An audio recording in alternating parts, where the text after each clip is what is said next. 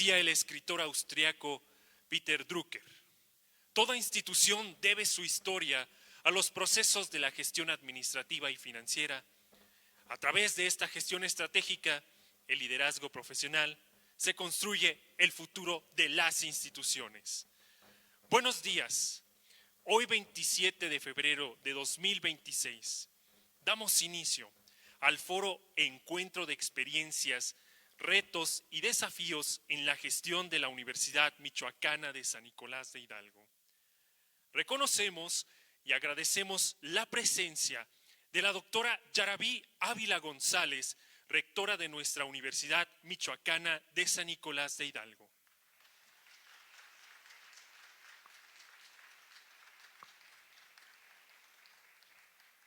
De nuestros panelistas, maestro Raúl Morón Orozco, senador de la República.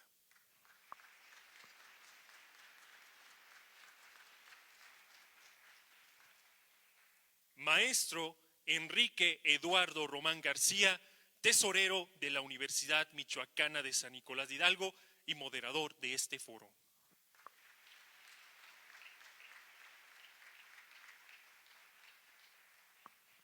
Maestro Gerardo Pérez Morelos, extesorero de la Universidad Michoacana de San Nicolás de Hidalgo.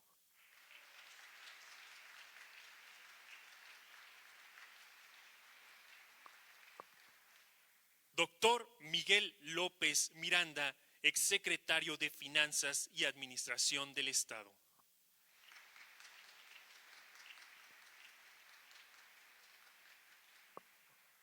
Maestro Efraín Sosa Villanueva, extesorero de nuestra máxima casa de estudios.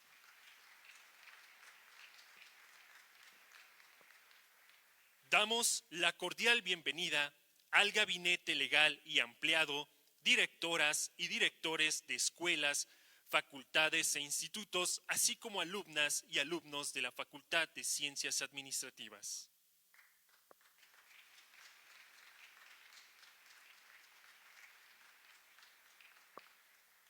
En este momento, para dar inicio al presente foro, le damos el uso de la voz al maestro Enrique Eduardo Román García, quien fungirá como moderador de este panel. Muy buenos días a todas y a todos. Agradecer a nuestra señora rectora, la doctora Yarabí Ávila González, por la realización de este foro, abriendo un espacio de autocrítica y la experiencia de convertirnos en una herramienta de transformación. Un cordial saludo a los directores, consejeros universitarios, gabinete legal y ampliado, alumnas y público en general. Sean bienvenidos a este foro de encuentro de experiencias, retos y desafíos de la gestión de la Universidad Michoacana de San Nicolás de Hidalgo.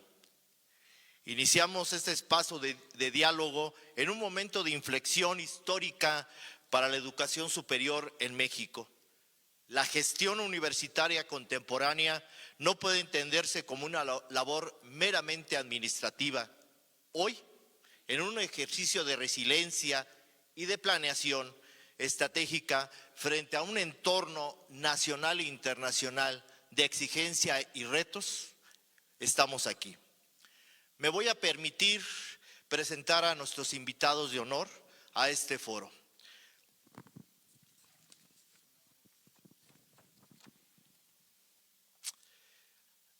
El senador Raúl Morón Orozco, maestro, es un político y normalista mexicano de amplia trayectoria, cuya carrera se ha forjado en la intersección de la lucha social magisterial y de la administración pública de alto nivel. Actualmente se desempeña como senador de la República por el estado de Michoacán. Egresado de la Escuela Normal Rural Vasco de Quiroga en Tiripetío, Michoacán, lo que se marcó su compromiso con la educación pública. Es licenciado en Educación Física, fue secretario general de la sección 18 del CENTE y fundador de la CENTE. Ha representado a Michoacán en diversos periodos y cámaras, destacando su capacidad de concertación. Fue diputado local durante la 60ª legislatura, donde fungió como integrante del Congreso del Estado de Michoacán, presidiendo comisiones dictaminadoras de leyes estatales. Fue presidente municipal de Morelia del 2018 al 2021. Senador de la República de los periodos 2012 al 2018 y en la actualidad. En la Cámara Alta ha integrado comisiones estratégicas de educación, puntos constitucionales y relaciones exteriores. Actualmente, presidente de la Comisión de Educación, desde esta posición ha liderado iniciativas y reformas claves para la educación pública. El contador Efraín Sosa Villanueva, su identidad nicolaita se forjó desde sus bases, reconociendo los pasillos históricos y académicos más representativos de la institución. Cursó su formación secundaria y bachillerato en el emblemático Colegio Primitivo de San Nicolás de Hidalgo, para posteriormente titularse como contador público en la Facultad de Contaduría y Ciencias Administrativas. Desde joven mostró un alto compromiso con la vida democrática universitaria, desempeñándose como representante ante el Honorable Consejo Universitario, donde participó activamente en las decisiones fundamentales del autogobierno institucional. Director de la Facultad de Contaduría y Ciencias Administrativas, se desempeñó como docente, dedicó gran parte de su vida a la formación de nuevas generaciones de contadores, transmitiendo no solo sus conocimientos técnicos, sino la ética profesional que rige la disciplina. Fungió como secretario y posteriormente como director de la Facultad de Contaduría y Ciencias Administrativas. Fue tesorero de la Universidad Michoacana de San Nicolás de Hidalgo durante el periodo de 1986 a 1990. En una etapa temprana de la era digital, tuvo la visión de implementar los primeros sistemas automatizados para la elaboración de nóminas y expedición de cheques. Desarrolló mecanismos tecnológicos para el análisis preciso de retenciones del IMSS e Infonavit, garantizando el cumplimiento puntual de las obligaciones patronales. El maestro Gerardo Pérez Morelos es un referente en la contaduría y la administración del Estado de Michoacán. Su trayectoria es de más de 45 años, combina la excelencia académica, liderazgo gremial y una base de experiencia en la alta dirección de las finanzas públicas. Contador público de profesión, cuenta con el grado de maestro en administración, especialista en impuestos, especialista en finanzas. Su vida profesional ha estado ligada directamente a la Casa de Estudios de Michoacán, donde ha reconocido toda la escala de mando de la Facultad de Contaduría y Ciencias Administrativas.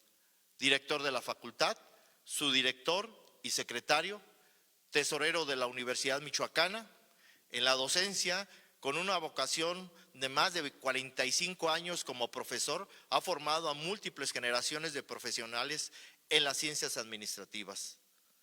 En la trayectoria en el servicio público, fue tesorero de la Dirección de Pensiones Civiles del Estado, así como subsecretario de Administración en la Secretaría de Educación del Estado, también director de Finanzas en el Sistema Michoacano de Radio y Televisión.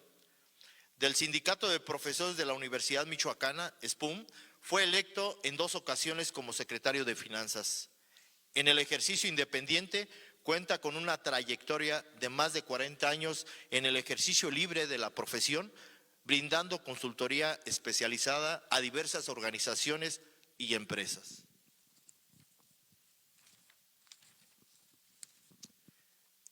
El doctor Miguel López Miranda es un destacado especialista en materia fiscal y administrativa, con una trayectoria que abarca más de 45 años de experiencia en los sectores públicos, privados y académicos.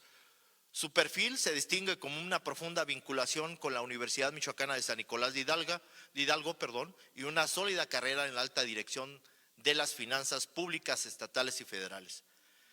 Formación: contador público de formación original. Maestro López Miranda ha mantenido la actualización constante al alto nivel. Maestro en fiscal por la Universidad Michoacana, con especialización en retención de impuestos sobre la renta, candidato a doctor en Ciencias de lo Fiscal por el Instituto de Especialización para Ejecutivos en Guadalajara. Posee la certificación académica de ANFECA y recientemente, en febrero de 2026, obtuvo la certificación como profesional en tributación por el Instituto Mexicano de Contadores Públicos. Desde el año 2000 es profesor investigador de tiempo completo en la Universidad Michoacana. Ha ocupado los cargos de mayor relevancia financiera y ejecutiva, director de la Facultad de Contaduría y Ciencias Administrativas en el periodo 2009 al 2013, secretario administrativo de la Universidad Michoacana, director de ingresos y egresos de la Tesorería de la Universidad, además de coordinar la Comisión de Presupuesto y Control del Consejo Universitario. Su experiencia en el ejercicio del servicio público y privado lo han llevado a ocupar posiciones estratégicas. Se desempeñó como secretario de Finanzas y Administración del Gobierno del Estado de Michoacán en el 2015 y secretario técnico del despacho del gobernador. Fue tesorero de la Dirección de Pensiones Civiles, fungió como coordinador de Planeación y Administración en la Subsecretaría de Educación Superior a nivel nacional 2016 al 2018 y fue tesorero del Ayuntamiento de Zitácuaro. En el sector privado, desde 1981, lidera la práctica profesional como socio director de las firmas Suárez López y Asociados, FLR, asesores profesionales, y es miembro activo del Colegio de Contadores Públicos de Michoacán y ha tenido una presencia relativa en la ANFECA, donde desempeñó el cargo de coordinador regional de certificados académicos para la zona 4 Centro Occidente.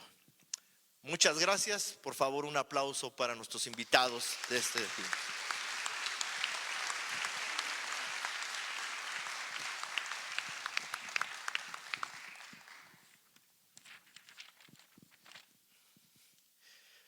Para dar una apertura al foro, es imperativo contextualizar la realidad que enfrentan las universidades públicas estatales a nivel nacional.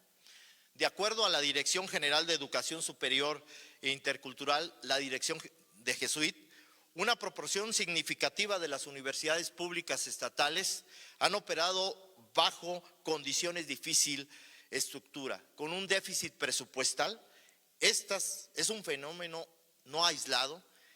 El Centro de Estudios de las Finanzas Públicas de la Cámara de Diputados lo ha señalado reiteradamente, que no siempre ha sido acompañada la suficiencia presupuestal proporcional.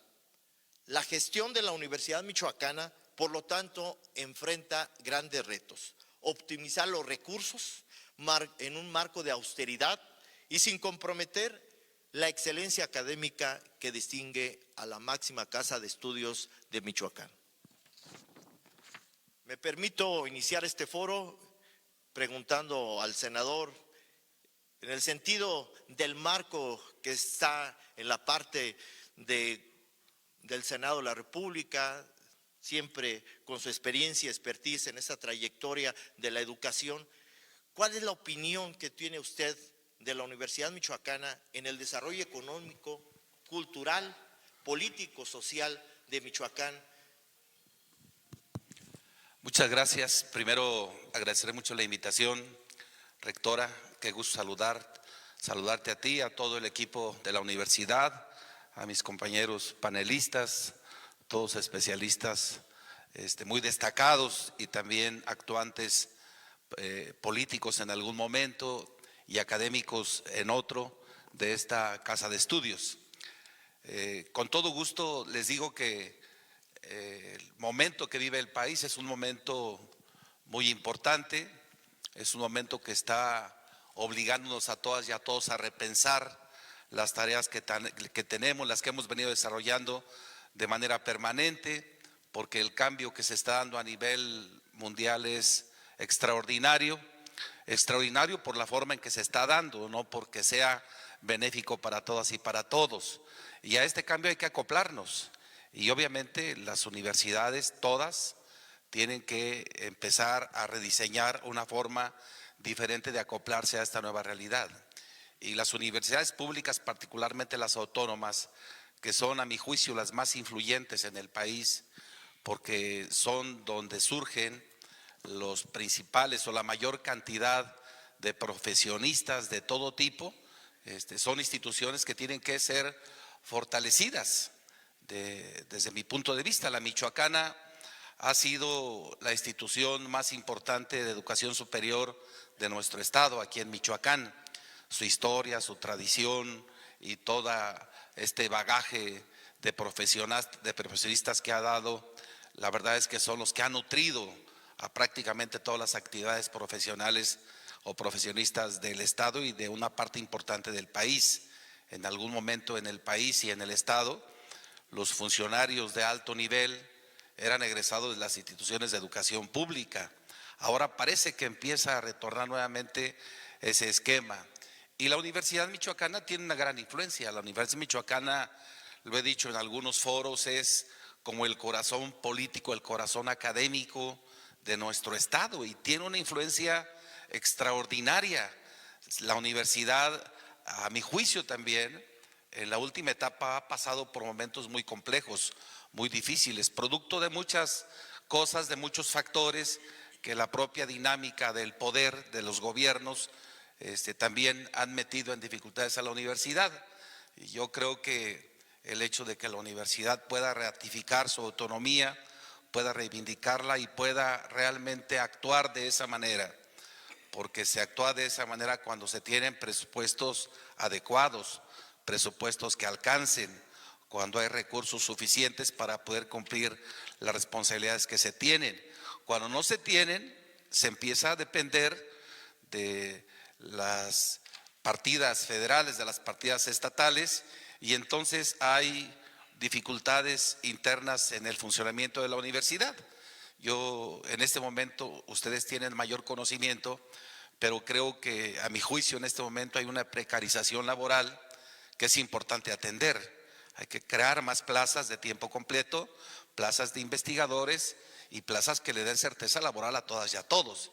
Y también hay que avanzar más en la cobertura, fortaleciendo a la universidad, porque la universidad puede tener todavía una mayor incidencia, una mayor influencia en todos los sectores de la sociedad. Entonces, la universidad puede ser el factor fundamental, lo ha sido, lo sigue siendo, pero puede todavía consolidarse como factor fundamental del desarrollo de Michoacán. Muchas gracias, senador. En ese contexto que nos pone el senador de estas universidades públicas estatales, como bien lo dices, 35 universidades públicas que existen a nivel nacional, donde efectivamente hay situaciones complejas, lo mencionaba en la parte de un presupuesto en el cual hay una colaboración, la parte federal y estatal, y que a veces no es tan equitativo en ese sentido. En esta relación, maestro Gerardo, la situación de los déficits presupuestales que han vivido las universidades públicas ha sido un gran reto. ¿Cómo se podrán enfrentar estas situaciones o cómo se vivieron en años pasados?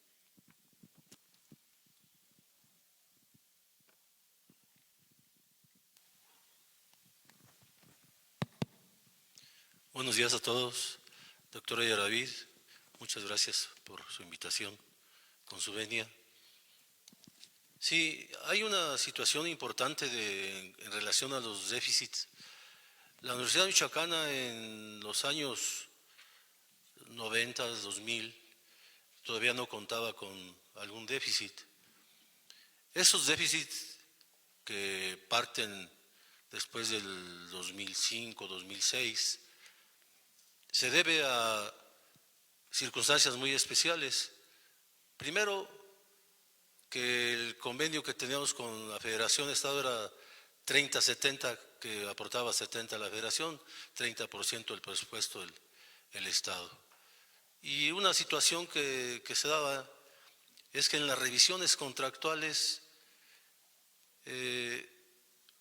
hay un contrato colectivo que es el de los empleados que se hizo el análisis hace mucho tiempo, que es el mejor contrato colectivo de América Latina.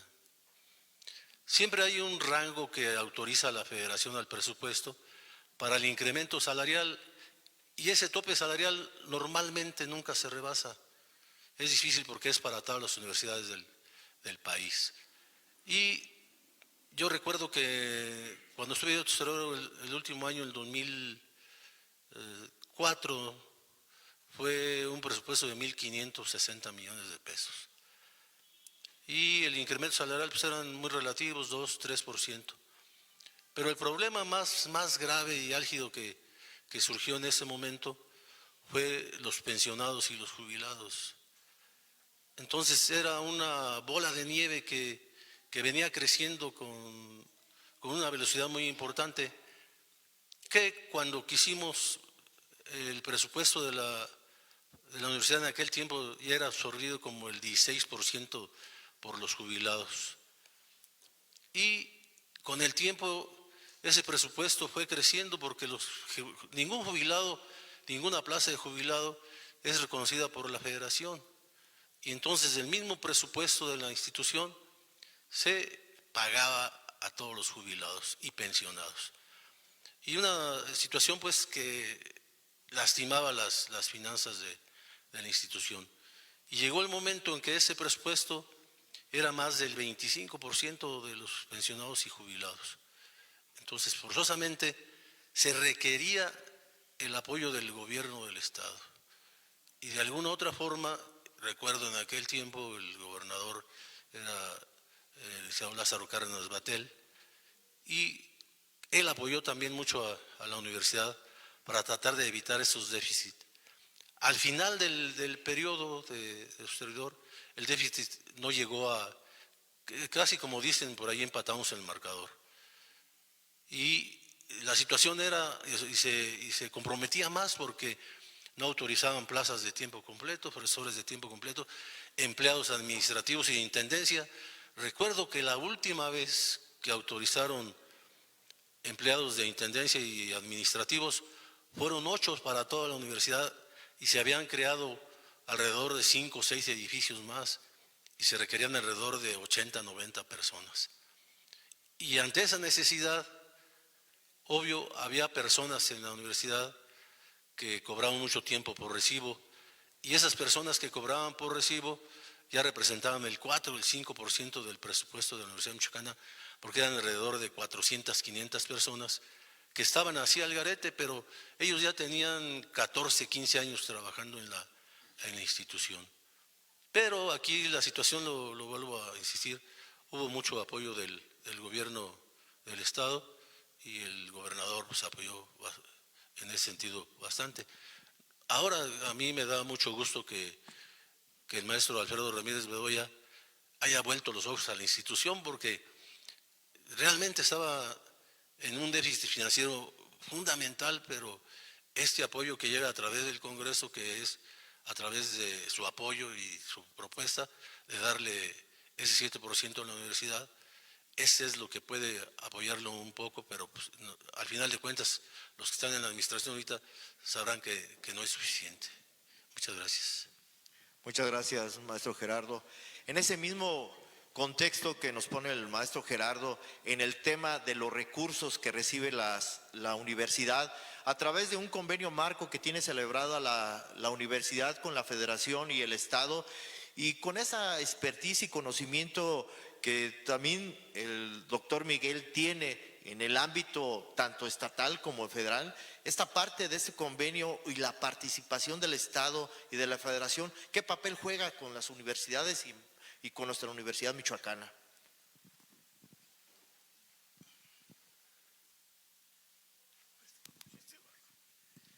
Buen día a todos, un saludo a todos, rectora, muy amable por la invitación. Es un gusto saludar a tantos nicolaitas en este evento. Yo quisiera puntualizar efectivamente algo que comenta el señor tesorero. Afortunadamente he tenido el privilegio de que me han invitado a trabajar para la universidad, a trabajar para el Estado y a trabajar para la Federación. Mi punto de vista ha ido cambiando. Cuando estaba en la universidad lo veía de una forma, cuando llegué al Estado lo vi de otra forma, cuando llegué a la Federación lo vi de otra forma.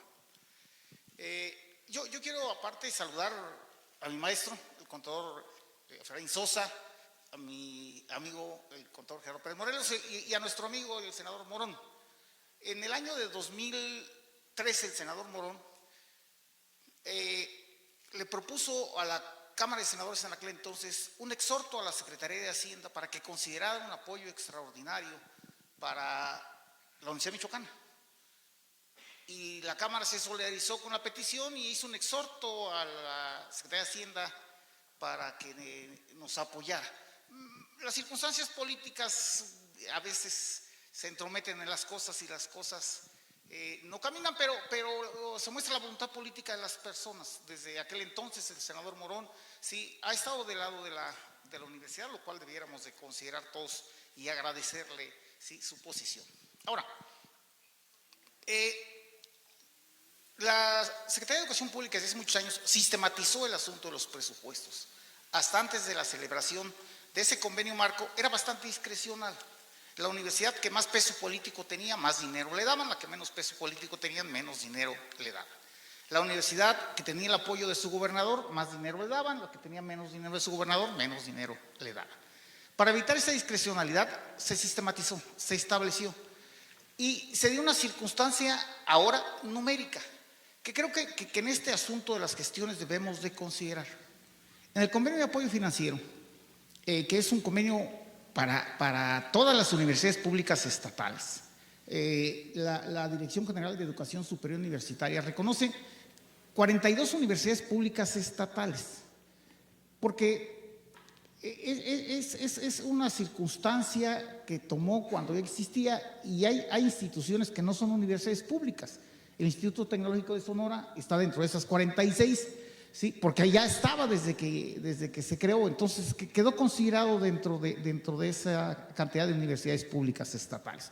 Y lo sistematizó y preguntó: ¿cuántos maestros tienes? ¿Cuántos alumnos tienes? ¿Cuántos de asignatura? ¿Cuántos de tiempo completo? Y multiplicó y sacó la cuenta.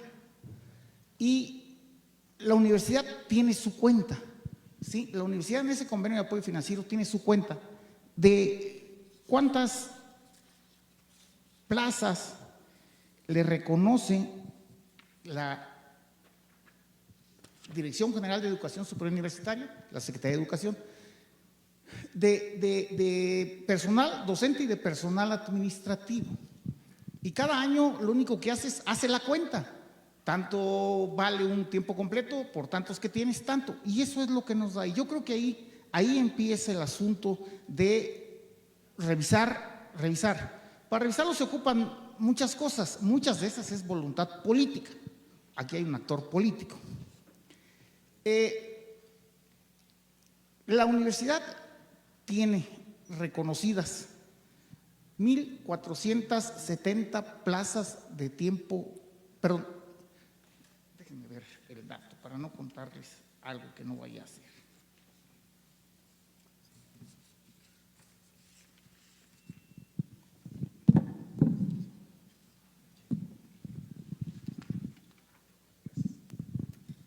$1,001 plazas de tiempo completo, más 641 plazas de tiempo completo de perfil promedio. 1,600 plazas de tiempo, esas son las que tiene reconocidas la universidad, presupuestalmente hablando. Eso es lo que nos dan de dinero. Tiene 421 plazas de medio tiempo y tiene 24,000 horas de asignatura reconocidas. Eso es lo que nos dan de dinero. Sacan la cuenta, multiplican y te toca tanto. Y no hay forma de que en esa cantidad le suban o le bajen. La única forma es pues o que nos reconozcan más plazas o que nos reconozcan más horas y lo multipliquen, y entonces el recurso será distinto.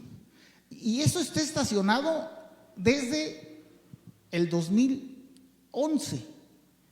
La última vez que se dio un reconocimiento de plantilla fue en ese periodo, en el 2011. Sí, era rectora la doctora Figueroa Zamudio, salió un programa especial para las universidades que tuvieron problemas de características, y se hizo el estudio, el planteamiento, y se reconocieron plazas de docentes y plazas de administrativos. Tenemos entonces un rezago de 16 años que no hemos podido avanzar en esa circunstancia. Y es evidente que no tenemos esa cantidad. La universidad, en una simulación que hizo la propia Dirección General de Educación Superior Universitaria, requiere 56,000 horas de asignatura y solo tenemos autorizadas 26,000. Pues subsidiamos las otras. ¿De dónde? Pues eso hay que preguntárselo al tesorero, porque no tengo ni idea ahorita de dónde lo saca, porque es una cantidad interesante de dinero, es una cantidad interesante de dinero. El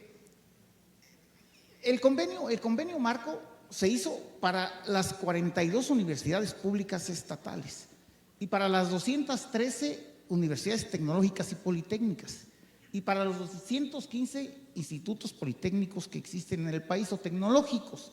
Esa es la estructura de la educación superior en México pública. Con eso abarcamos el 80% de la cobertura, del 19% de la cobertura de la educación superior en este país. Es muy complejo pretender modificar el convenio marco, porque habría que modificarlo para todas. Y afortunadamente no todas están en nuestra circunstancia. Tenemos cada universidad un anexo de ejecución. Ese es el que habría que buscar modificar. Buscar modificar con un estudio serio. Yo les puedo contar la experiencia, porque estuve allá donde se recibían los estudios, donde se revisaban los estudios. Y de la revisión del estudio, las áreas técnicas, la Dirección General de Educación Superior Universitaria, dice sí o dice no. Y si dice sí, empieza a caminar hacia arriba. Y hacia arriba es donde se ocupa el acompañamiento, ¿sí?, del señor gobernador y el acompañamiento de los actores políticos que puedan incidir en esta circunstancia. Nos tocó una experiencia muy interesante, la Universidad de Guadalajara. Su después rector, el doctor Tonatiuh Padilla, el rector general de la Universidad de Guadalajara, era en aquel entonces presidente de la Comisión de Presupuesto de la Cámara de Diputados. Entonces llegó la petición, llegó el estudio de la Universidad de Guadalajara, llegó al área de la Secretaría de Hacienda, porque llega al área de la Secretaría de Hacienda. Y el doctor Tonatiuh se sentó con ellos y la Universidad de Guadalajara tiene un presupuesto 50-50 y no tiene problemas, porque su anexo de ejecución, contempla pues su estructura. Y es interesante en esto. Los números se sacan en función de la matrícula. Y es evidente que la matrícula de 2000 a hoy pues ha cambiado enormemente, ¿sí? 50 y tantos mil alumnos tenemos en nuestra matrícula, con las cifras a 2025 que publica la propia Dirección General de Educación Superior Universitaria. Nuestro anexo de ejecución es de 30. O sea, decíamos, teníamos 30,000 alumnos y ahora tenemos 56 con la misma planta presupuestal de docentes y de administrativos. Como comentario. Gracias. Muchas gracias, doctor Miguel. Efectivamente nos pone en un contexto de cómo está nuestro convenio marco que tenemos establecido, y que ese convenio marco en proporción, en cuestión de la parte federal y estatal, estamos nosotros un 54% de la parte de la aportación federal y un 46% de la parte estatal. No llegamos a un 50-50, que sería la utopía en cuestión de este convenio. La parte también de este convenio muy enmarcado, establecido, cómo se va a gastar el recurso. 90%, 91% está dirigido a servicios personales y la otra parte al gasto operativo. Solamente y estrictamente dentro de este convenio establece lo que se gastará en un ejercicio y es lo que nos alcanza. Entonces, ese presupuesto, como bien lo comentaba aquí el doctor Miguel, el presupuesto, tenemos algunos datos y también lo decía el maestro Gerardo en cuestión contractual. El convenio establece ciertas cláusulas que nosotros tenemos más, pagamos otras cláusulas que no están convenidas dentro de este contrato. Entonces, la universidad hace un ajuste en cuestión de este presupuesto, estirando la liga del recurso financiero para poder cumplir. En ese sentido, también la experiencia que ha tenido el maestro Efraín Sosa dentro de su trayectoria, en la parte, y lo veíamos en la reseña, la parte de la autonomía que tiene la universidad o las universidades, su autonomía en relación con ese presupuesto que tienen que tener las universidades. ¿Qué nos puede comentar en este caso, maestro Efraín?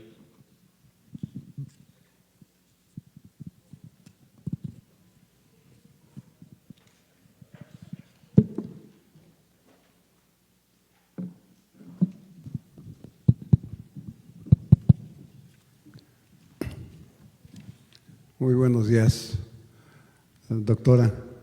Un gusto saludarla, señor senador, miembros del jurado, compañeros universitarios. Muchas gracias por su presencia, muchas gracias por darme la oportunidad de estar aquí y saludarlos. Bien, como explicaba el señor tesorero, pues yo casi inicié con la universidad. Todavía alcancé a estudiar en la misma, en donde ahora es la Prepa 2 San José. Allá estaba la secundaria varonil. O sea, yo estudié en la universidad desde la secundaria. En tercer año de secundaria pasábamos al colegio de San Nicolás y ahí había todas las preparatorias, estaban ahí en el colegio de San Nicolás, era la única preparatoria. Esto les dará una idea de cuál era el volumen estudiantil que en aquellos tiempos existía. Era muy reducido en comparación a lo que es ahora. Y el presupuesto no era tan complicado, no estaba tan tecnificado. Por ahí yo explicaba que tuvimos que ingresar con la tecnología en algunos ramos de la universidad. Tenían un cuarto con hasta aire acondicionado, con unas maquinotas que eran las computadoras de aquellos tiempos que se utilizaban.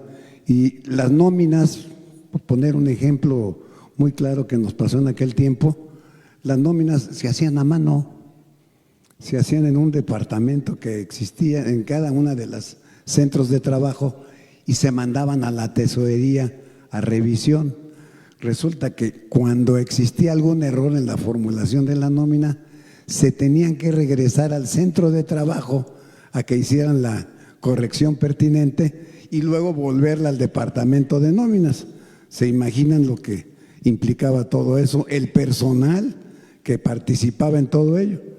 Pues con algunos compañeros por ahí estaba empezando, de hecho ya lo existía, la tecnología, ¿no? Los sistemas de cómputo, y con una computadora, una Apple chiquita, con unas personas muy capaces que encontramos en la Ciudad de México, con eso logramos hacer la nómina y nos olvidamos. El cambio estructural pues, obviamente fue grande porque teníamos mucha gente ocupada en la revisión de la nómina, en los cálculos de los impuestos, en las retenciones de Seguro Social, de Infonavit, etcétera. Pues todo eso tuvo que desaparecer porque ya la maquinita nos hacía todo. Nos hacía la nómina, nos hacía los cheques. Tuvimos que centralizar en una sola cuenta de la tesorería de la universidad todos los recursos. En aquellos tiempos, no sé si se acuerdan, están muy jóvenes la mayoría, pero había por ahí una casa de Dromundo muy famosa que prestaba el ciento y tantos por ciento, ¿no? Las tasas de interés estaban muy altas. Había gentes que vendían su casa por meter el dinero ahí. Entonces, había una euforia en ese sentido. Pues en aquel tiempo, lo que se hacía es que se le daban los cheques de las nóminas a los titulares de las dependencias. Imagínense cuando les dijimos, ¿saben qué? Ya no les vamos a dar los recursos a ustedes. Resulta que todos los recursos van a estar centralizados en cuentas de la universidad, de tal manera que algún banco, pues todos los bancos se peleaban, ¿no? por las cuentas de instituciones con recursos como los que tenía en aquel tiempo la universidad, ¿sí? Y teníamos un banco que nos ponía a su disposición toda la institución, un banco por ahí en el portal. Todas las cajas estaban dispuestas el día de la quincena. ¿Qué teníamos nosotros? Una cuenta de inversión que nos daba muchos rendimientos y al final del día nada más nos retiraba de las inversiones, nos retiraba los cheques que habían sido cobrados. Y entonces detectamos que había una cantidad muy interesante de recursos que no se retiraba y estos estaban en los titulares que tenían las cuentas a su nombre en cada dependencia.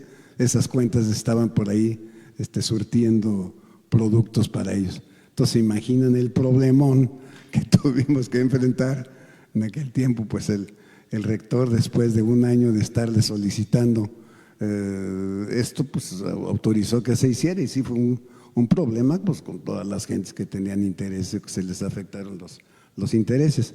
Bien, esto sale a colación, ¿por qué? Porque en aquel tiempo no era tan complicada nuestro problema presupuestal. La federación efectivamente tenía un porcentaje de recursos que nos otorgaba, pero se basaban mucho en la nómina. Entonces nosotros teníamos la mayoría del personal en nóminas y con base en las nóminas nos daban los recursos. Entonces no llegamos a tener esa problemática tan seria que existe el día de hoy. En aquel tiempo yo me acuerdo cuando después llegué a la dirección de la facultad, había 200 y tantos maestros que cobraban por recibo. Lo primero que hicimos, con autorización obviamente de las autoridades universitarias, pues fue dar plazas definitivas. ¿Para qué? Para que esas personas se incluyeran directamente en nómina y dejaran de estar cobrando por recibo. Es una solución que se puede hacer, pero ahora se necesita el recurso porque ahora sí están muy retraídos en autorizar recursos, como estábamos viendo los porcentajes que han manejado los compañeros.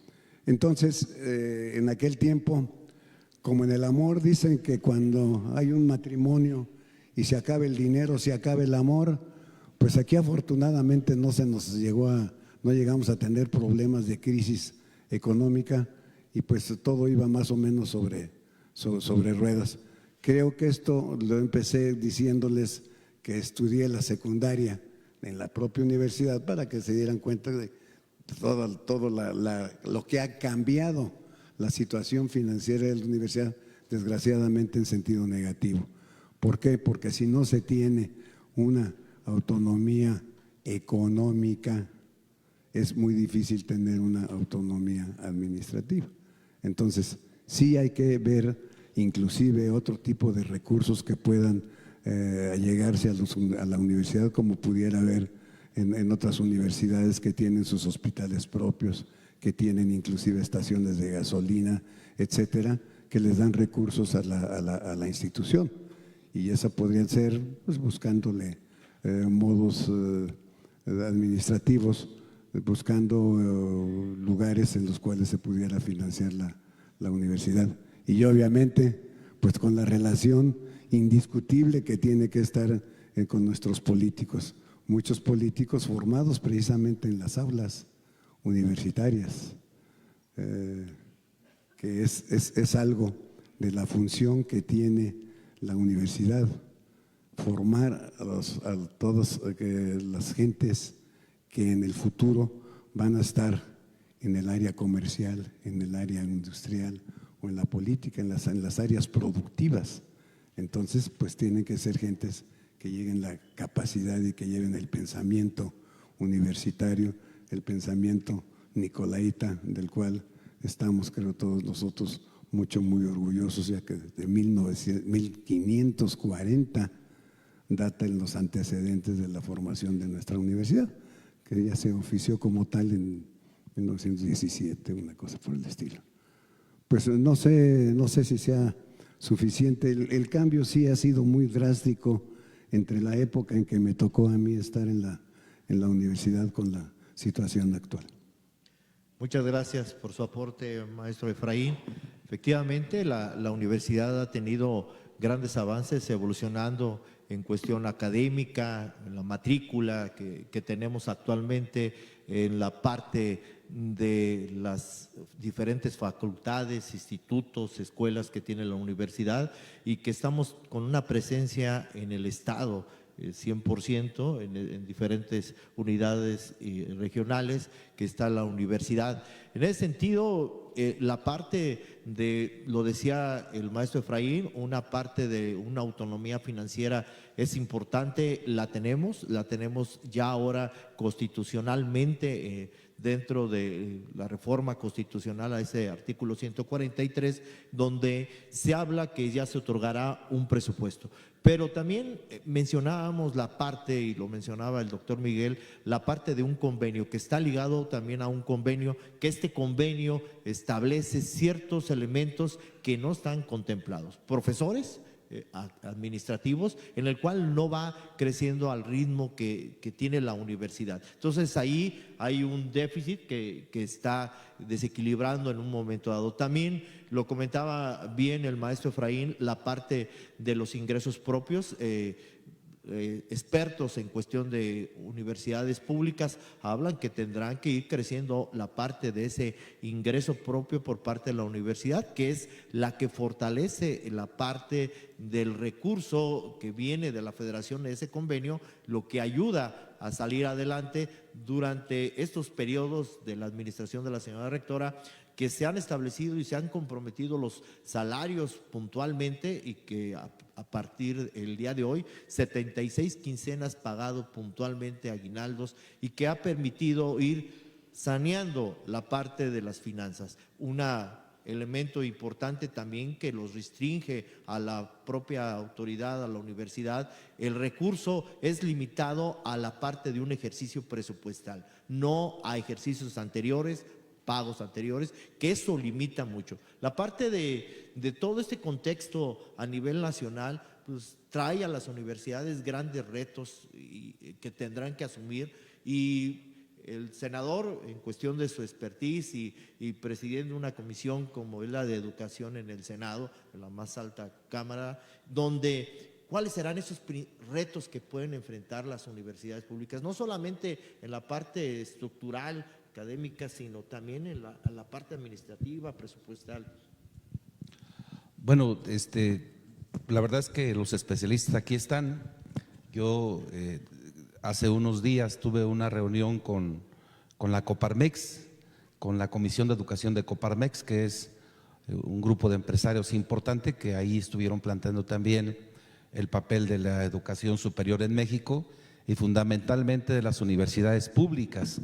Y ahí lo que estábamos planteando es, primero, el tema de la cobertura.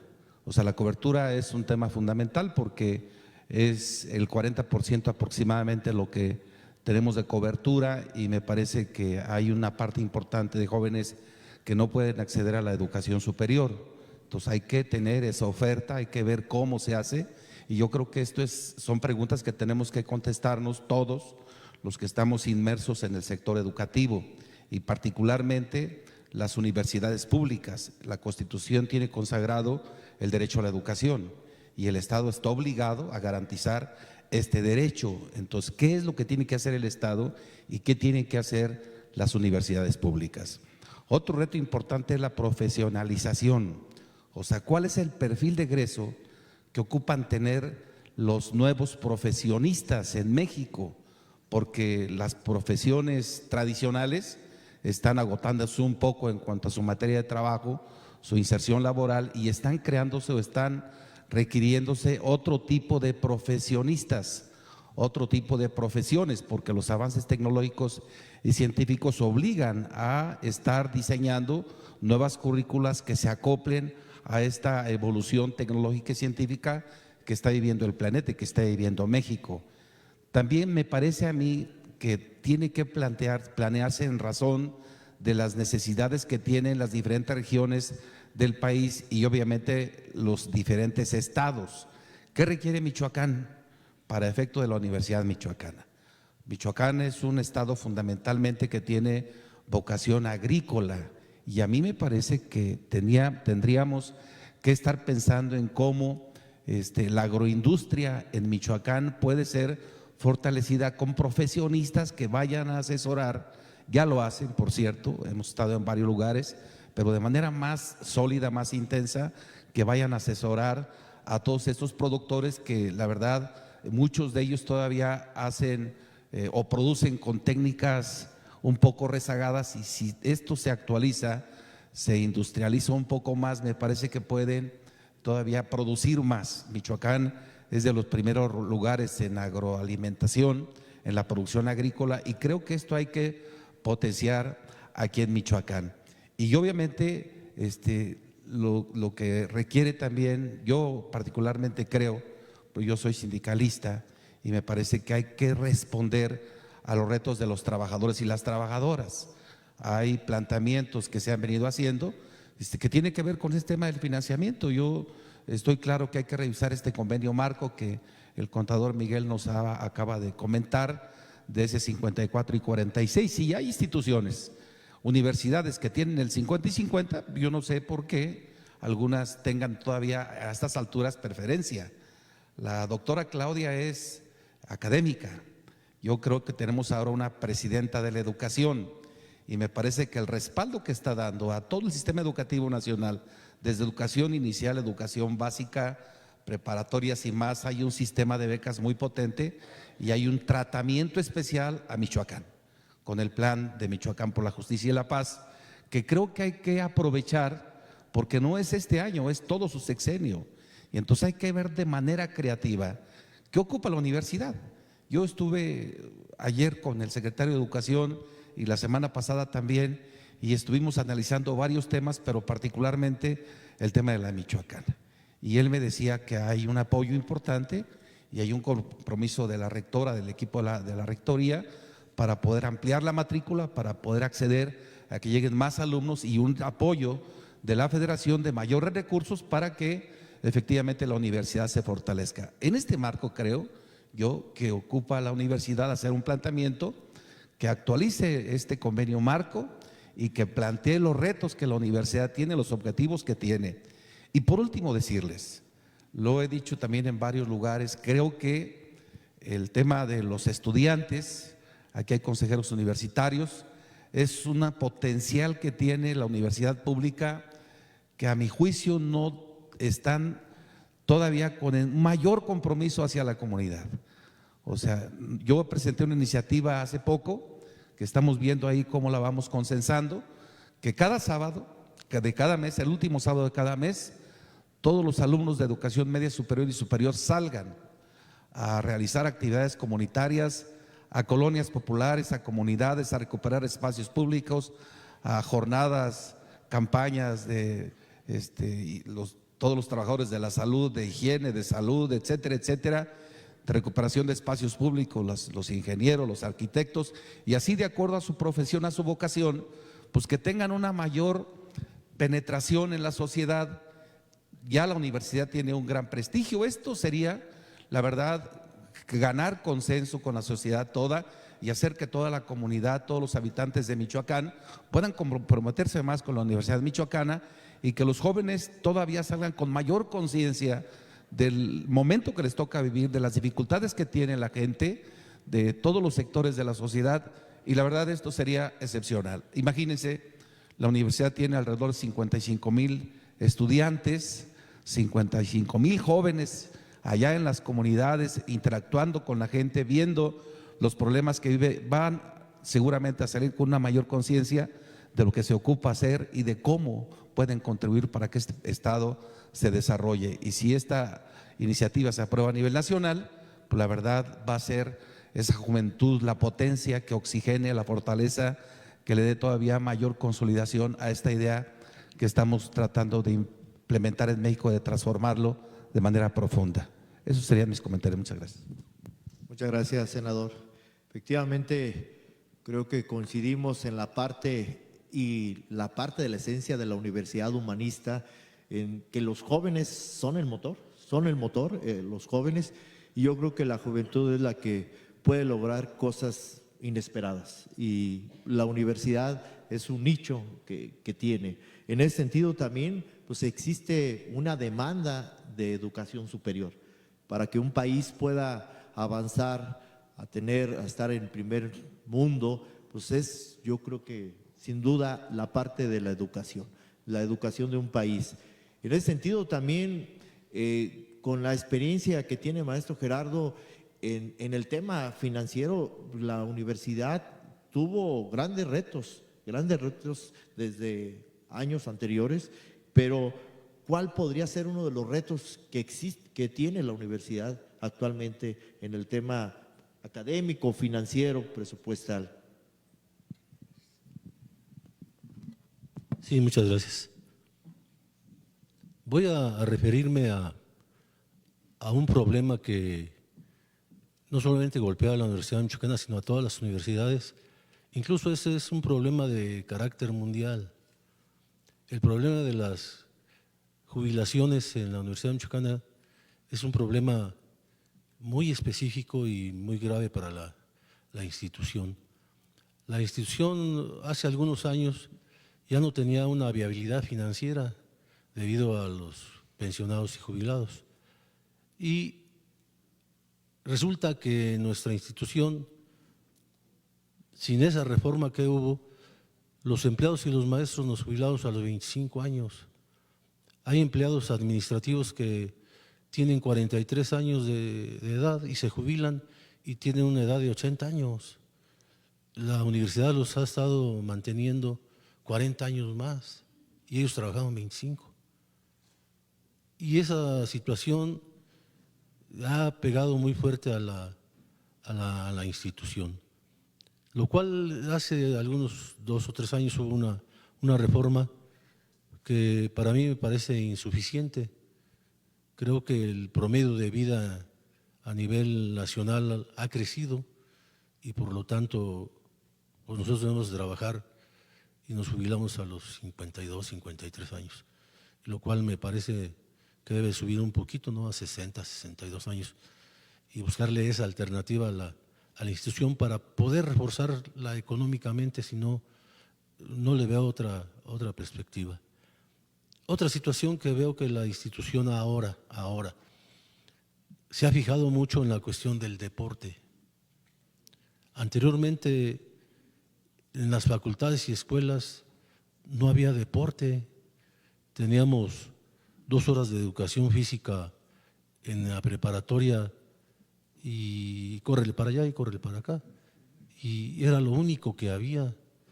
Sin embargo, ahora veo que hay una gran preocupación por el deporte universitario, que es una forma de encauzar a nuestros estudiantes debido a las características sociales que existen en el país y en Michoacán sobre cuestiones de delincuencia organizada.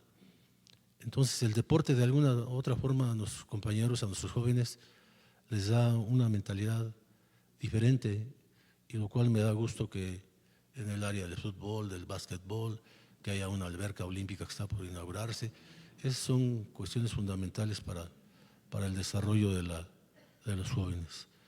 Yo en la cuestión financiera estoy seguro de que, recuerdo que me tocó ser concejal universitario estudiante, concejal universitario maestro, concejal universitario como director, y las cuestiones del presupuesto, normalmente cuando fui director y checábamos en la Comisión de Presupuestos y Control, normalmente eran de déficit. Y el problema, lo vuelvo a insistir, recaía otra vez en los pensionados y jubilados.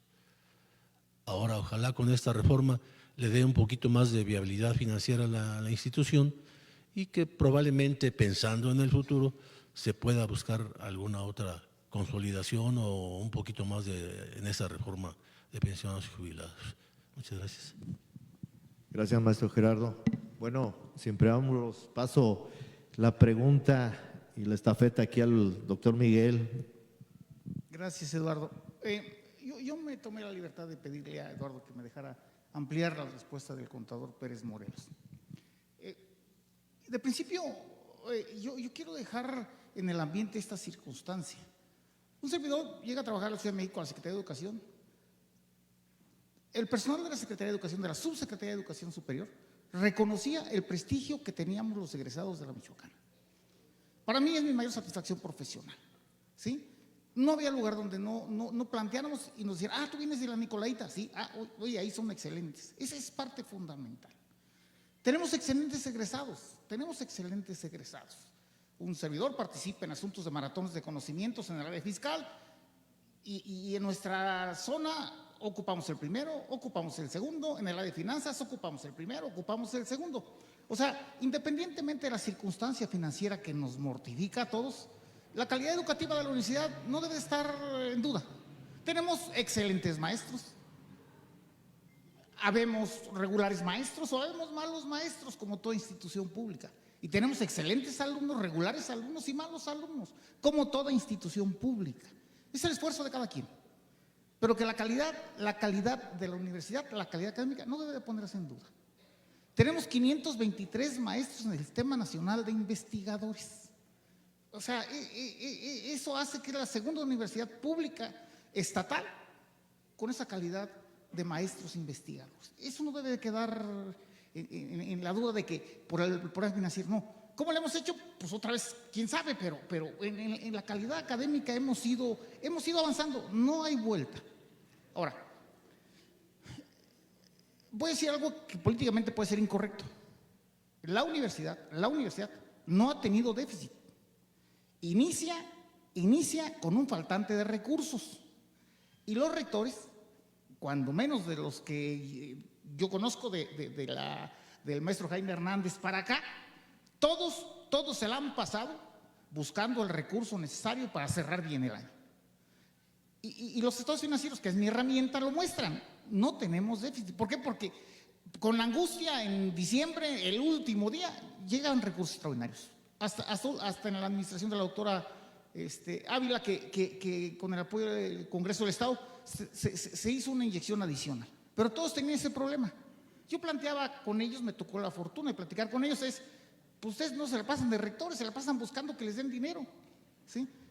Y ciertamente, la mayor parte del tiempo era buscar dinero. Por eso el planteamiento, me tocó varias crisis aquí y allá.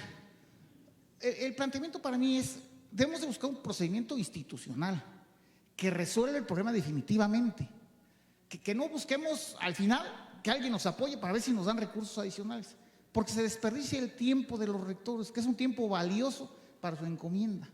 Hay que resolverlo de fondo. Hay que hacer el esfuerzo para resolverlo de fondo, aunque nos llevemos 1 año, 2 años en resolverlo de fondo, pero lo resolveremos de fondo. Y no me gusta el término que utiliza el contador Pedro Morales, con mucho respeto, señor tesorero, pero el problema no son los jubilados. Ellos no son, yo voy a ser jubilado dentro de poco, entonces pues, yo no puedo ser jubilado. O sea, me sentiría, ya me siento mal. No, el problema, y además, digo, como el senador Morón, pues tenemos que defender los derechos de nosotros, de los trabajadores. Y en política pública, porque eso se olvida, son los que tenemos la edad que nosotros tenemos. Bueno, el senador Morón y Eduardo no tanto, pero nosotros sí. Recordamos cosas. En el año 70-76, la política pública de la Federación era reducir las edades de jubilación. Porque el presidente Echeverría y después el presidente López Portillo traían en la conciencia el asunto del 68. Y ellos fueron los que bajaron el asunto de la jubilación a los 25. No fuimos nosotros. Fue el gobierno federal el que instrumentó esa política pública, y no en Michoacán, no en la Michoacana, en todo el país. No hicieron cuentas. Y después pues empiezan las cuentas y ya no resulta el asunto. El problema que tenemos, que hace crisis, cada año hace crisis, y es a donde vamos a buscar el dinero para resolver esa crisis, es que no tenemos un fondo para pagar jubilaciones y pensiones. Ese es nuestro problema. Con la reforma que se hizo, eso se resuelve en el largo plazo. Dentro de 18 años, lo más seguro es que yo esté platicando con ustedes en 18 años, pero muchos de ustedes van aquí a estar entre 18 años, estará resuelto, porque ya trasladamos la obligación al sistema de ahorro para el retiro. Pero durante 18 años, pues lo vamos a tener. Digo, a lo mejor y el que sigue después empieza a bajar, porque por circunstancia natural, pues nos vamos a morir los que tengamos que morirnos. Eso también es aritmético, así se hacen las cuentas, no hay vuelta, ¿sí? Debemos de buscar, uno, que la Federación reconozca las plazas que nos tocan, porque damos la clase, porque atendemos alumnos. Y debemos de buscar entre nosotros una forma de que podamos financiar, constituir un fondo que nos permita financiar ese pago de esas pensiones de aquí a 18 años. Más o menos dice un estudio actuarial, el que se hace a la universidad, ¿sí?, que más o menos es el tiempo que se va a llevar, vuelvo a decir, suena políticamente feo, a que se mueran todos los jubilados y que empiecen los nuevos, que ya van a estar con el seguro social, que va en detrimento de los trabajadores. El que los hayamos pasado al asunto de la seguridad social, pues financieramente está bien, laboralmente no está bien, pero era necesario para la subsistencia financiera de la universidad. Pero hay que buscar el esquema, ¿sí? Y tenemos, porque tenemos, eso es innegable, problemas ahorita de pensiones, de pagos de marcha. Y no es asunto de que no presumo lo quiera pagar la universidad. No tiene el recurso porque no creamos, y no creamos desde la época del contador Sosa, del contador Pérez Morelos, de un servidor, no creamos los fondos necesarios para enfrentarlo cuando se diera. Y ya se dio. Y pues estamos en ese asunto. Yo solo cerraría con esto. Revisen bien la ley de presupuesto y planeación financiera. El asunto del ejercicio anual tiene una coyuntura para el pago de servicios personales. Y eso pudiera dar oxígeno, nada más oxígeno. No lo va a resolver, pero daría oxígeno al problema que tenemos con muchos jubilados que no han recibido su prima de antigüedad o con muchos beneficiarios, deudos de maestros que ya fallecieron y que no han recibido su gasto de marcha. ¿Sí? No lo resuelven, pero da un espacio para poder resolverlo. Gracias. Muchas gracias, contador Miguel. En ese sentido, la parte, yo creo que de los fondos no se crearon por la parte del presupuesto, que estaba acotado, y el recurso pues, era limitado en ese sentido. La implementación de la reforma que se hizo, donde se mencionan las pensiones y jubilaciones, esto es lo que le dio la viabilidad financiera a la universidad hacia futuro, que permite tener ya a largo plazo, mediano, largo plazo, una luz en ese sentido, y que permite que la universidad pueda seguir y transitar en esa viabilidad financiera. Los retos, y nuevamente le doy la palabra al contador Efraín, los retos que se enfrentaron en su periodo, contador, ¿cuáles fueron los que trascendieron y los que puede tener la universidad en este momento, contador? Bueno, en aquel tiempo…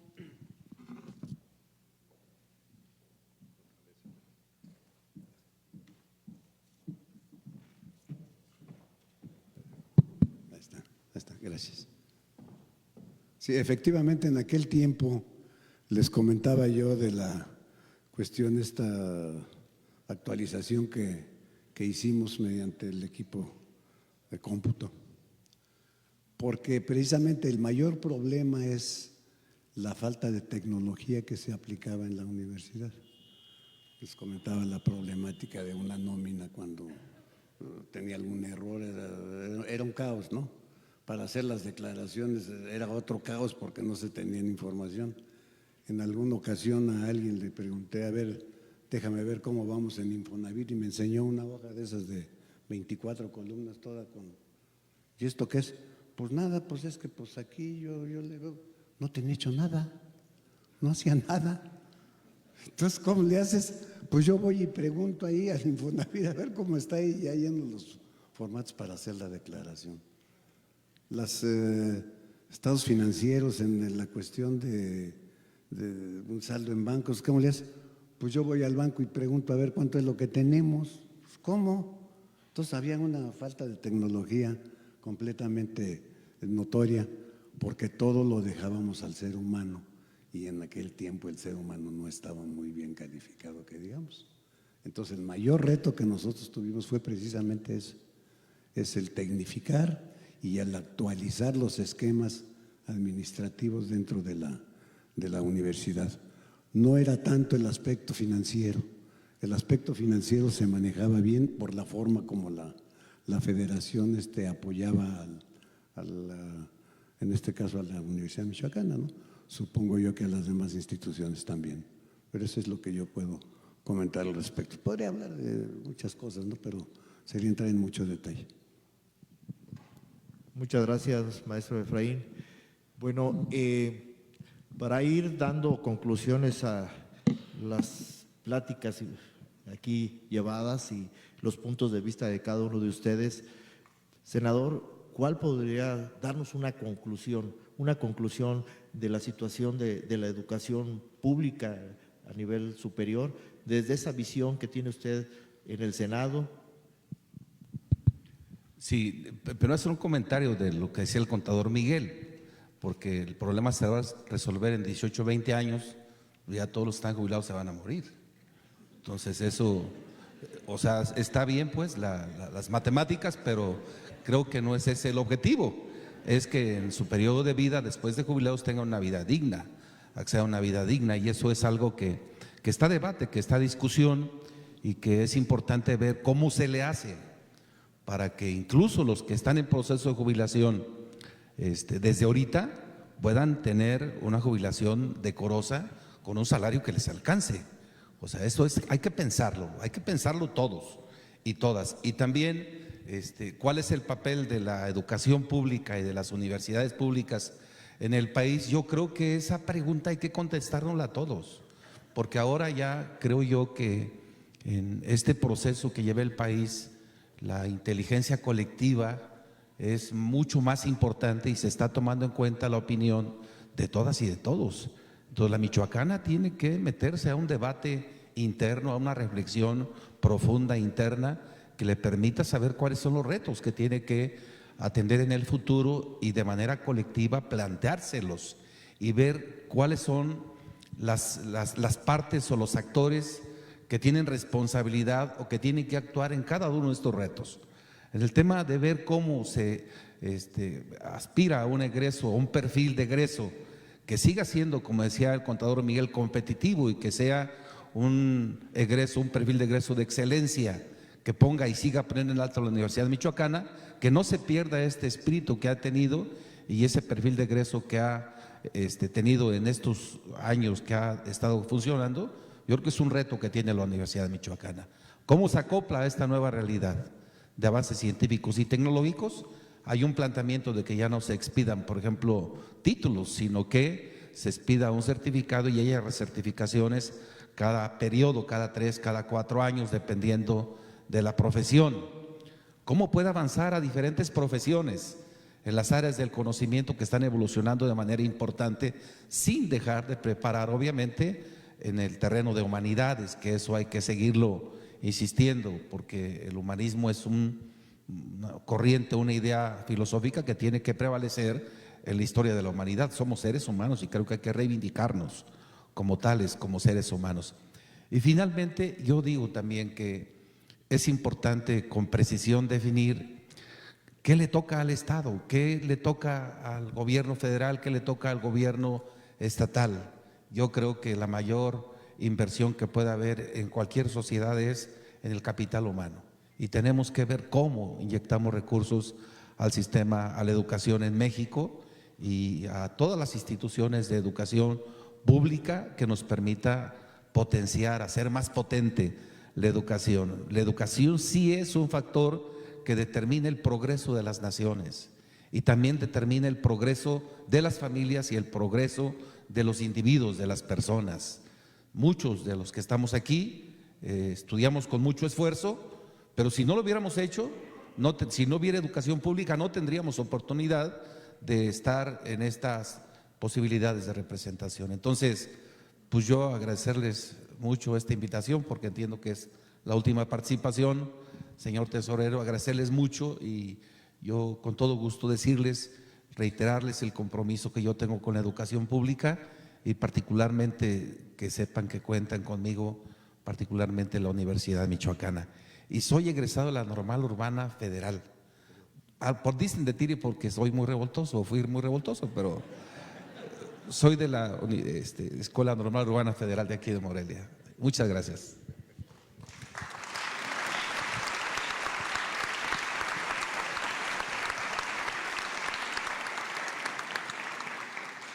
Gracias, senador. Los agradecidos somos todos, la comunidad universitaria. Efectivamente, la parte del compromiso que tiene la universidad es un gran reto que tiene la universidad y que así lo asume. En ese sentido también, y hablando en la parte, y lo decía usted muy bien, senador, y el contador Miguel, en la parte de las jubilaciones, son temas sensibles, ¿no? Números que… Perdón, ahí el comentario, los actuarios son muy fríos, manejan números, decía, ¿cuál sería una solución?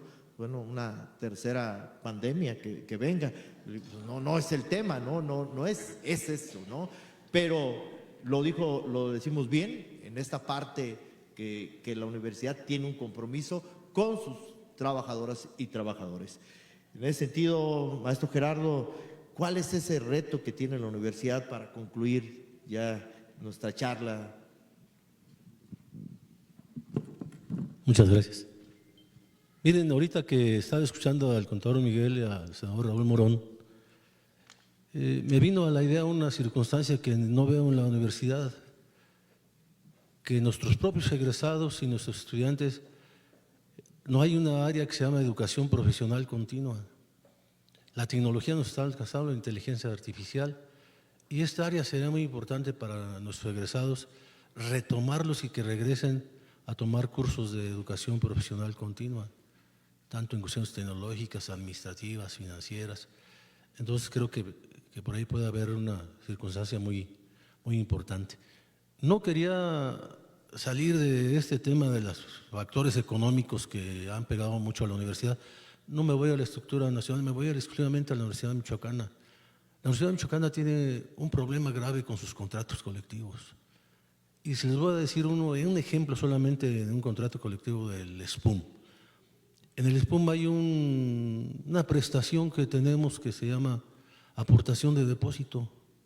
Y estoy seguro aquí, el tesorero no me deja mentir, ni a mí, yo lo viví. Cuando llega agosto, se da ese segundo aguinaldo. Entonces, esa es una situación que a veces pues, los contratos colectivos ya están, ¿no? ¿Verdad? Y entonces que hay que buscar esa posibilidad. Y hay, por ejemplo, cláusulas que no apoya el gobierno del Estado, que es el caso del contrato colectivo del SUEUM. Pero tienen sus cláusulas y de todos modos se tienen que respetar. Obviamente ese tipo de cláusulas pues, no podrán recibir algún incremento porque es difícil que el Estado o la misma universidad no puede. Pero regreso a otro asunto que estábamos platicando. Probablemente sí que se mueran, pues, al final de cuentas. O que nos duramos, ¿no? Ya, muchos estamos en el 7º piso y ya nos reclama la tierra. La verdad sí es un problema. Yo les decía que es de carácter mundial. Y entonces hay que voltear los ojos a la institución, aunque seamos jubilados. Yo soy jubilado activo y les decía que cumplí 45 años en marzo de estar en la institución y todavía tengo ganas. No de morirme, no, que va por ahí el asunto. Y voltear nosotros mismos a la institución y regresarle algo de lo que nos dio.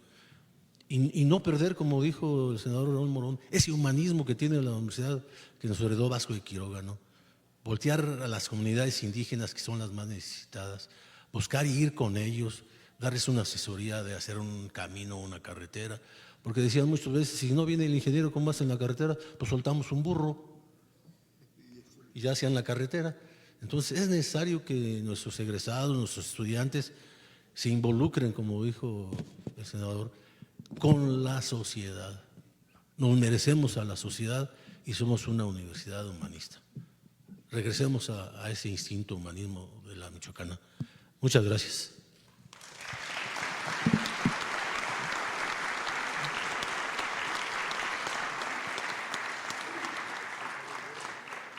Sí, gracias.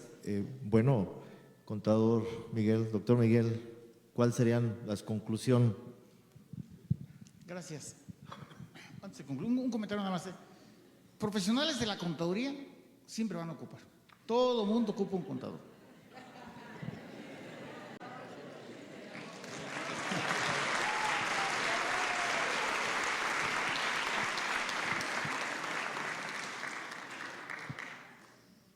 La universidad goza de la autonomía constitucional que le da el tercero de la Constitución y el 143 de la particular del Estado.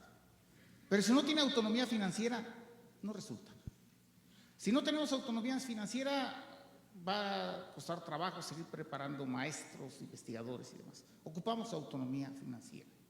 La administración de la universidad, quien esté, ¿sí?, debe encaminar sus esfuerzos a lograr autonomía financiera. Y logrando autonomía financiera resolveremos las circunstancias que se vayan presentando. Hagamos todos el esfuerzo porque todos tenemos que hacer un esfuerzo. Estas circunstancias no resultan en beneficio para todos, no, resultan en una afectación para todos. que nos descuenten para un fondo, que nos descuenten para la seguridad social, que nos descuenten. Habrá que aceptarlo. Los que tuvimos la fortuna de tener contratos colectivos generosos, porque los nuestros efectivamente son muy generosos, pues la tuvimos. Y ahora, pues debemos de entender que las circunstancias cambiaron.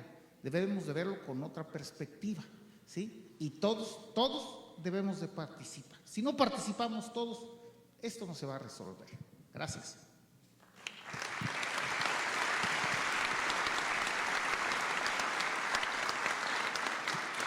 Muchas gracias, doctor. Maestro Efraín, si nos podría dar una conclusión de este análisis y diálogo que hemos tenido. Gracias. Sí, el maestro Miguel tocó un punto del cual yo estoy pues siempre convencido. Si no tenemos autonomía económica, no podemos tener plenamente una autonomía administrativa. Entonces, ¿esto cómo lo vamos a lograr? Pues como decía aquí Morelos, bueno, si no viene el ingeniero, soltamos un burro y eso nos dice por dónde hagamos el camino, ¿verdad? Pues será la bolita mágica, ¿no? De cómo verla, pero yo siento que la tecnología es un implemento increíble que nos va a dar la solución en muchos de los aspectos. No sé, la mejor nuevas formas de enseñanza, la educación en línea, por ejemplo.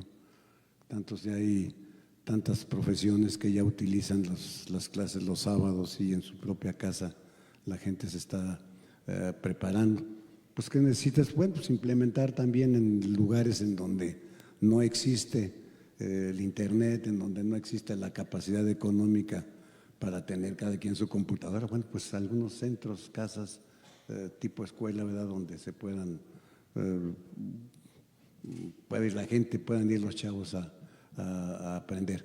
Debe de buscarse cuál es una metodología clara, más económica y más global para poderlo hacer, porque la población va para arriba y va para arriba y por más métodos que tengamos aquí en el país, la población sigue creciendo.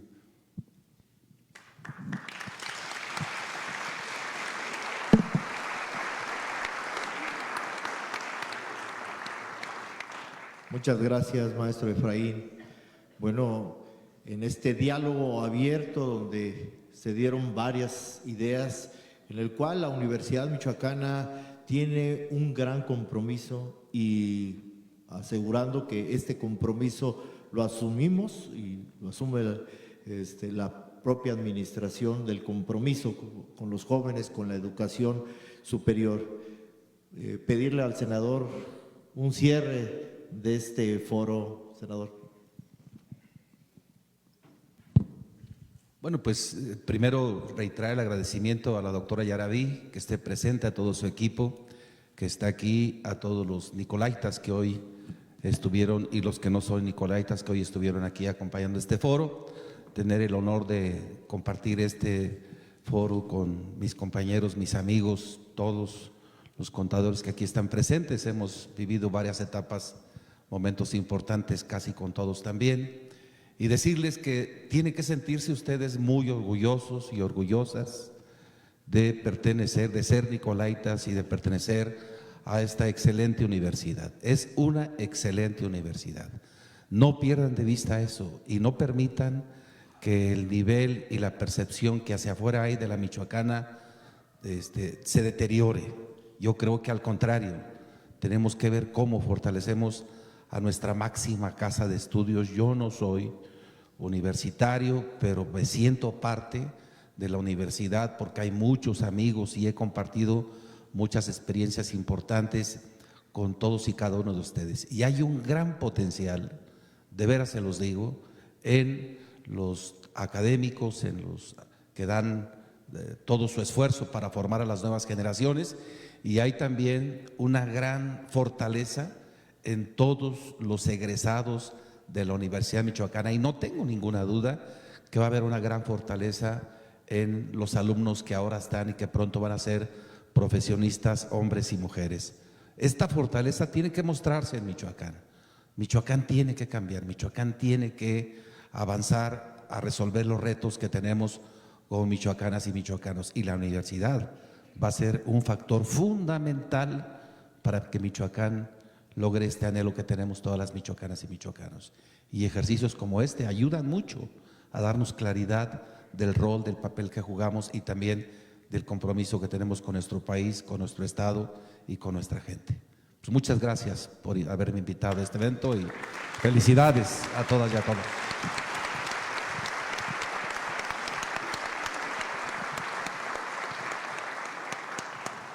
Muchas gracias a cada uno de ustedes por la participación de este foro. Le cedamos el micrófono a nuestra señora rectora. Sí, muchas gracias. Muchísimas gracias, muy buenos días a todos y a todas. Sobre todo, muchas gracias, senador, por estar aquí con nosotros como presidente de la Comisión de Educación para la Universidad Michoacana. Es muy importante todo el acompañamiento que ha hecho, no solamente ahora en algunas gestiones que han sido importantes desde el año pasado, sino hacerlo durante la historia, como ya lo comentaba el contador Miguel López Miranda, hacerlo en la historia de la Universidad Michoacana, pues eso se agradece y créame que en la comunidad siempre tenemos presente todo este arropo. Y pues evidentemente no es un egresado de la Universidad Michoacana, pero para amar a la Universidad Michoacana, para ayudar en cada una de sus gestiones, para fortalecerla, pues solamente se requiere ser michoacano y saber del impacto que tiene la universidad en cada uno de sus sectores. Así es que por eso muchísimas gracias. Y pues de igual manera al contador Efraín, al contador Morelos, al contador Miguel, pues han sido maestros de muchas de las personas que nos encontramos el día de hoy. Específicamente yo quiero reconocer que el impulso desde como consejera técnica, como consejera universitaria, como coordinadora de la licenciatura en contaduría y muchos otros espacios que me ha tocado en la Universidad Michoacana, pues lo aprendí precisamente de las manos y de la experiencia del contador Miguel López Miranda, quien es, pues como ya lo vimos, un experto al igual que cada uno de los extesoreros que han estado acompañándonos el día de hoy. Y sin duda alguna también las sugerencias, los comentarios que nos hacen, pues no han sido de hoy, sino de toda la historia de la universidad para trabajar en beneficio de nuestra comunidad. Efectivamente, nos enfrentamos a retos muy importantes en la Universidad Michoacana, pero me parece que el más importante es el manejo adecuado de los recursos, porque de ahí se derivan cada uno de los impactos en la academia, en la cultura, en el deporte y en cada uno de nuestros estudiantes, de nuestras estudiantes y de la comunidad. Que todos ustedes sepan que estamos en esa ruta y que el día de hoy el aprendizaje que nos hemos llevado con toda esta experiencia será para beneficio de la universidad. Muchísimas gracias a todos quienes el día de hoy enriquecieron nuestros conocimientos. Muchas gracias. Y hacemos entrega al senador. Sí. La Benemérita y Centenaria Universidad Michoacana de San Nicolás de Hidalgo otorga el reconocimiento al senador profesor Raúl Morón Orozco, presidente de la Comisión de Educación del Senado de la República, por su participación en el foro Encuentro de Experiencias, Retos y Desafíos en la Gestión de la Universidad Michoacana. Reconocemos el acompañamiento y la confianza depositada en la máxima casa de estudios. Usted aquí no solo encuentra una institución fuerte y grande, sino también a la academia, que siempre será aliada de las grandes transformaciones que demanda Michoacán y México. Muchas gracias, senador.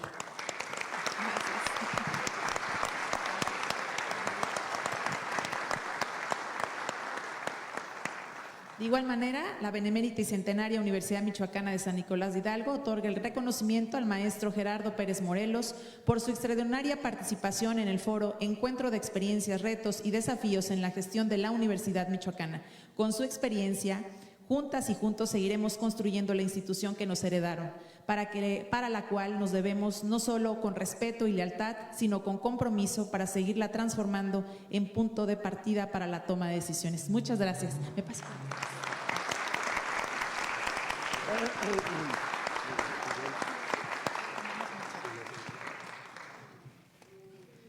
Reconocimiento para el maestro Efraín Sosa Villanueva por las opiniones brindadas en el foro Encuentro de Experiencias, Retos y Desafíos en la Gestión de la Universidad Michoacana. Usted ha sido parte de la historia de nuestra institución y con sus experiencias seguiremos construyendo una universidad más fuerte, grande y con finanzas sanas. Muchas gracias, contador Efraín.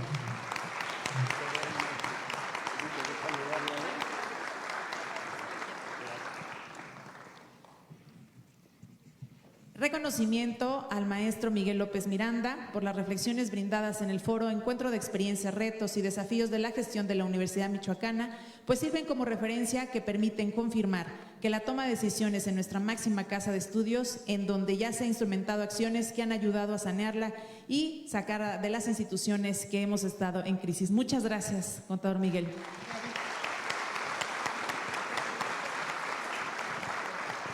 Y finalmente, muchas gracias a todas y a todos ustedes por formar parte del equipo de la Universidad Michoacana. Muchas gracias. Y bueno, pues a los estudiantes de igual tienen mucha tarea que hacer. Gracias a las y los estudiantes.